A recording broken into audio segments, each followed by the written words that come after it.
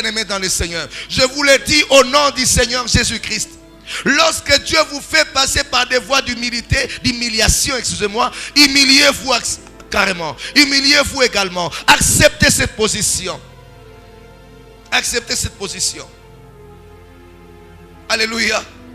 Acceptez cette position parce que Dieu est plus sage que les hommes. Dieu est plus intelligent que les hommes. Ne faites pas la tête devant la main du Seigneur qui vous rabaisse. Il y a des moments d'ombre, il y a des moments de sombre, il y a des moments de ténèbres, il y a des moments d'humiliation, il y a des moments de faiblesse, il y a des moments où Dieu permet que nous passions par des voies humiliantes. Il y a des moments où Dieu semble nous abandonner, mais ce n'est pas vraiment l'abandon.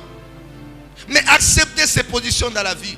Si Jephthé n'avait pas accepté l'humiliation d'aller vivre avec les autres là-bas à Tob, on l'a chassé de la maison de son père. Il est allé s'humilier. Il a accepté de vivre avec les gens de rien. La Bible dit Jephthé est allé à Tob avec les gens de rien. Il a vécu avec les gens de rien. Dans la vie, il faut accepter par moments de certaines circonstances. On vous a chassé de votre maison. On vous a enlevé de votre poste. On vous a créé des problèmes. Il faut dire à Dieu, je peux accepter si tu le veux. Je peux accepter si tu le permets. C'est une humiliation, mais je sais où je vais. L'humiliation ne veut pas dire que Dieu nous a abandonnés ou nous avons raté notre destinée. Non, non, non, non, non. On n'a pas raté la destinée. D'ailleurs, David est allé dans la maison du roi pour aller chanter à la guitare. Il avait déjà l'onction. Certainement, il se disait, dans cette maison, je deviendrai aussi roi. Je ne sais pas, peut-être Dieu permettra que Saül meure et je deviendrai roi comme j'étais déjà roi. Mais David a quitté cette maison dans une grande humiliation. On le pousse chasser comme un chien. Il a quitté cette maison pour aller dans la forêt. Et il pleurait dans la forêt, là où il a écrit une bonne partie des psaumes. Sous cette humiliation, David retenait cette promesse. Tu avais dit, tu deviendras roi. Il a eu plusieurs fois l'occasion de tuer aussi Saül, mais il n'a pas voulu le faire. Il a dit, non, non, non, non. La promesse de Dieu sera sans tâche. David a accepté de rester, de vivre sous des grottes. Acceptez de vivre sous la poussière. Ma soeur, mon frère, accepte de vivre sous la poussière. Si c'est pour un temps que Dieu t'humilie, accepte ça. Accepte ça. Ne détruis pas ta destinée pour ça. L'humiliation, c'est aussi un chemin. C'est aussi le chemin de la grandeur. On peut vivre des choses qui paraissent paradoxales, des choses qui ne s'expliquent pas. Alléluia. Ou par moments, nous qui aimons Dieu, nous qui servons Dieu, nous qui donnons à Dieu, on peut vivre des humiliations. On se demande, est-ce que Nazana Nzambe? Est-ce que Nazana Nzambe n'a pas soigné boy? Moutaro soit sentiment et révolte, mais Dieu reste fidèle. C'est l'humiliation. N'abandonne pas ta foi, na lembi, na kolembate. Na kolembate. Je reste attaché à Dieu. L'humiliation, c'est le prix aussi à payer. C'est le prix à payer pour la grandeur. Comment voulez-vous comprendre que Jésus, qui est venu sauver l'humanité entière, devait passer par une voie humiliante où on a flagellé, on a tapé sur lui, on l'a humilié, on l'a pendu au bois presque nu en réalité. Alléluia. Le Créateur a été frappé par les créatures. Le Créateur des choses a demandé les choses qu'il a créées, on les lui a refusées. Les disciples ne pouvaient pas imaginer l'humiliation. Vous savez pourquoi tous avaient fui? Parce qu'ils s'étaient rendus compte qu'on ne pouvait pas croire. C'est Jésus qui marchait sur les eaux. C'est celui-là qu'on est en train d'humilier comme ça. Ah, et si pour Nabiso. C'est comme ça que Pierre est retourné pour aller pêcher parce qu'il savait que c'était fini. Ce n'est pas fini l'humiliation. Avec l'humiliation, ça ne marque pas l'arrêt de la main de Dieu. Non, l'humiliation ne marque pas l'arrêt de la main de Dieu. Si quelqu'un se moque de toi à cause de l'humiliation des moments difficiles, c'est qu'il ne connaît pas Dieu.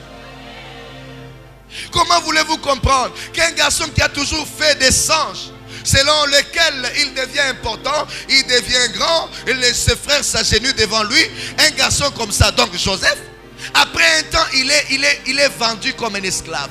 Et ses frères disaient, nous allons voir ce que deviendront ces songes. Lui-même se disait, en réalité, mes songes ont disparu. Il n'y avait plus d'avenir. Lui qui vivait tranquille dans la maison de son père, lui qui était élevé, il se retrouve dans une maison en train de travailler comme esclave. Et pourtant, la Bible dit, Israël n'a jamais été esclave de personne. Mais lui, le fils d'Israël, il se retrouve esclave contradictoire. Une contradiction. Il se retrouve en train de travailler dans une maison. Mais ce qui m'étonne, c'est qu'apparemment Joseph avait accepté cette situation. Il travaillait avec son cœur. Il savait que c'était pour un temps. Alléluia. Il savait que c'était pour un temps. Il a accepté d'humilier son cœur. Il a travaillé. Jusqu'à ce que Potiphar ait remarqué. Il a dit non, non, non, non. Ce garçon, il est différent. C'est qu'il donnait tellement avec son cœur. Il a accepté la position, la situation que Dieu lui avait donnée. Dans la vie, il faut par moment accepter la situation que Dieu te donne.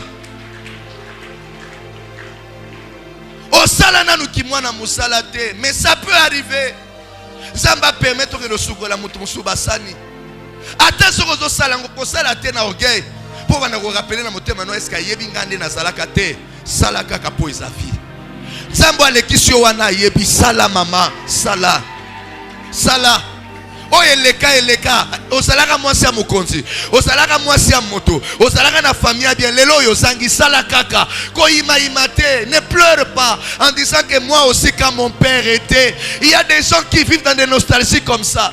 Dieu vous a humilié et tu te souviens, tu te rappelles toujours quand mon père était, je ne pouvais jamais passer des conditions comme ça. Toi la fille d'un monsieur, toi le fils d'un monsieur qui était connu, aujourd'hui tu es dans la maison d'un homme qui est en train de te faire souffrir des réalités incroyables, invraisemblables. Mais accepte ça. Dis à Dieu, s'il t'a plu de m'humilier, tu sais où tu m'amènes. Tu sais où tu m'amènes.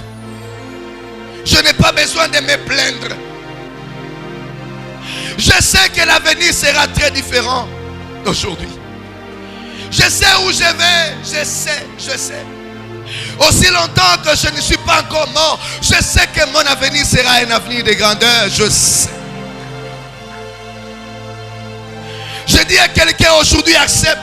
C'est le prix à payer. Dis à Dieu, si c'est vraiment la monnaie, j'accepte de passer. C'est comme ça.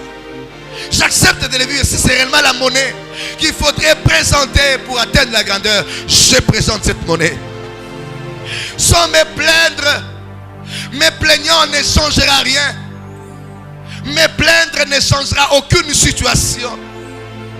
Toi qui vivais bien tranquille, qui pouvais tout manger, aujourd'hui tu manques même les riz. Tu manques même du riz dans ta maison. Ce sont tes enfants qui manquent à porter.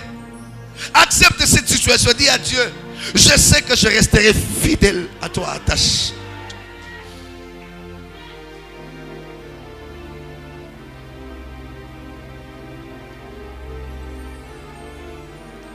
Le dernier prix à payer, c'est l'oreille. Dites avec moi l'oreille. Coupe l'oreille. C'est le prix à payer. Coupe l'oreille. C'est le prix de la grandeur. Ecclésiaste chapitre 7, verset 21. La sagesse dit ceci. Ne fais pas attention à tout ce qu'on dit de toi, de peur que tu entendes. Tu entends de qui? Dans d'autres versions on dit que tu entendes l'esclave te maudire. Et il ajoute en disant, toi-même tu sais comment ça fait dans les cœurs quand tu étais en train de maudire les autres. Alors c'est pas bon à entendre.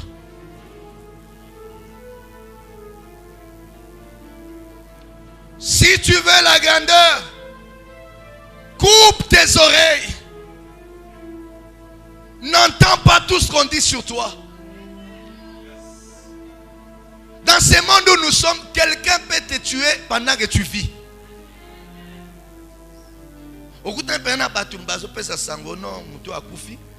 Quand même cotisation. Autant les photos ya yo.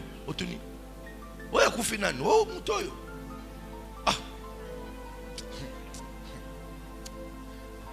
Ce monde où nous sommes, mon frère, ma soeur, tu peux entendre de certaines choses. Tu te dis, mais attends, est-ce que je rêve ou quoi?